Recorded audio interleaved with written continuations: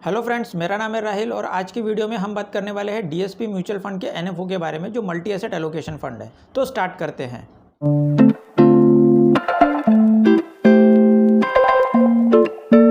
तो पहले बात करते हैं डीएसपी फंड हाउस और फंड मैनेजर के बारे में।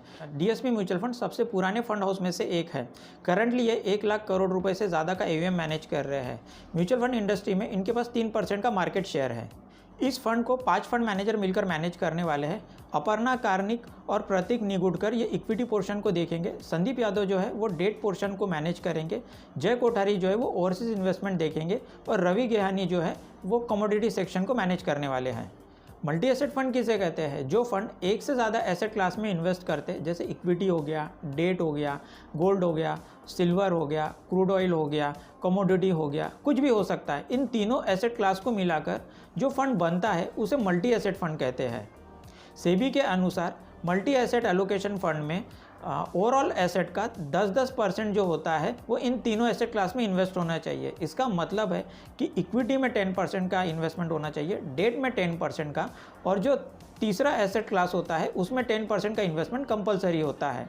इसके बाद फिर वो फंड मैनेजर का कॉल होता है कि उसे इक्विटी में कितना इन्वेस्टमेंट करना है और अदर एसेट क्लास में कितना इन्वेस्टमेंट करना है। मान लीजिए कि फंड मैनेजर ने 60% इक्विटी में इन्वेस्ट कर लिया, तो फिर वो 20% डेट और 20% जो होता है वो अदर एसेट क्लास में इन्वेस्ट करेगा। जैसे कि हम सभी को पता है कि 2008 में फाइनेंशियल क्राइसिस आया था और 2020 में कोविड क्राइसिस आया था। तो इन दोनों सिनेरियो में अगर आपने एक ही एसेट क्लास के अंदर मल्टीपल थीम में इन्वेस्टमेंट कर दिया होता, जैसे कि आपने लार्ज कैप में 100% इन्वेस्टमेंट किया होता, या आपने मार्केट लेवल पे डाइवर्सिफिकेशन किया होता, जैसे लार्ज कैप में आपने 50% इन्वेस्टमेंट किया होता, मिड कैप में 25% इन्वेस्टमेंट किया होता, स्मॉल कैप में 25% इन्वेस्टमेंट किया होता। उसी तरह से अगर आपने फैक्टर लेवल पे डाइवर्सिफिकेशन किया होता, जैसे कि आपने लार्ज कैप में 50% इन्वेस्टमेंट कर लिया, फिर अल्फा वैल्यू या लो वोलेटिलिटी जो स्टॉक है उसमें आपने 50% का इन्वेस्टमेंट किया होता, तो क्या इन सब से आपको डाइवर्सिफिकेशन का बेनिफिट मिला होता? क्राइसिस और 2020 में कोविड क्राइसिस में जो मार्केट है वो 60% और 40% के आसपास क्रैश हो चुका है। उसी तरह से सेक्टर वाइज और एक्टिव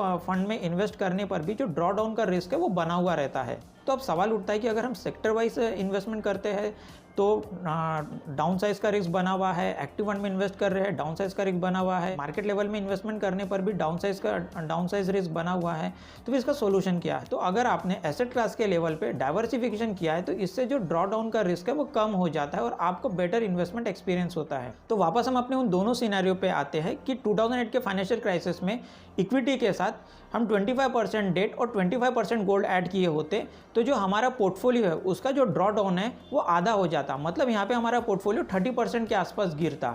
उसी तरह से कोविड क्राइसिस के समय भी अगर हम अपने पोर्टफोलियो में इक्विटी के साथ डेट और गोल्ड ऐड करते तो यहाँ पे जो हमारा ड्रॉ डाउन है वो 18% के आसपास होता। तो मतलब इससे हमें ये पता चलता है कि अगर हम अपना पूरा पोर्टफोलियो को इक्विटी में इन्वेस्टमेंट रखते हैं तो इससे जो हमारा जो ड्रॉ डाउन है का जो रिस्क है वो बढ़ जाता है, और अगर हम अपने पोर्टफोलियो को एसेट लेवल पे डाइवर्सिफाइड करते हैं तो इससे जो हमारा जो डाउन साइज होने का रिस्क है वो कम हो जाता है।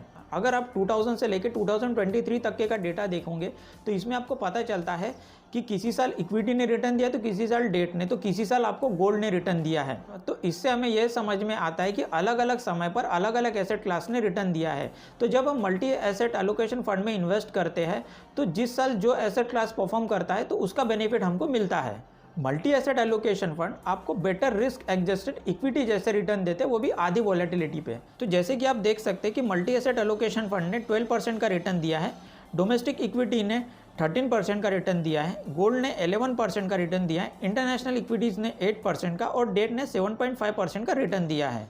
समझते कि इस फंड का एसेट एलोकेशन और स्टॉक सिलेक्शन किस तरीके से होगा।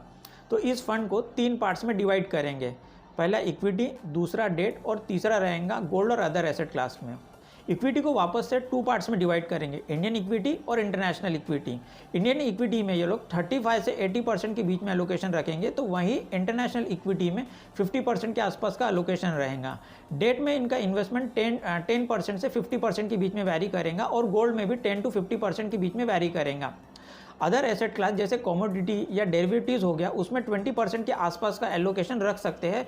इसके साथ ही रिट्स और इन्विट्स में भी 10% के आसपास का एलोकेशन रहेगा। अब ये जो पूरा पोर्टफोलियो रहेगा ये डायनेमिकली मैनेज किया जाएगा, सब कुछ डोमेस्टिक मार्केट की कंडीशन पे डिपेंड करेगा। अगर Indian equity market valuation wise fair है तो यहाँ पे इन्वेस्टमेंट जो रहेगा उसको इंक्रीज किया जाएगा।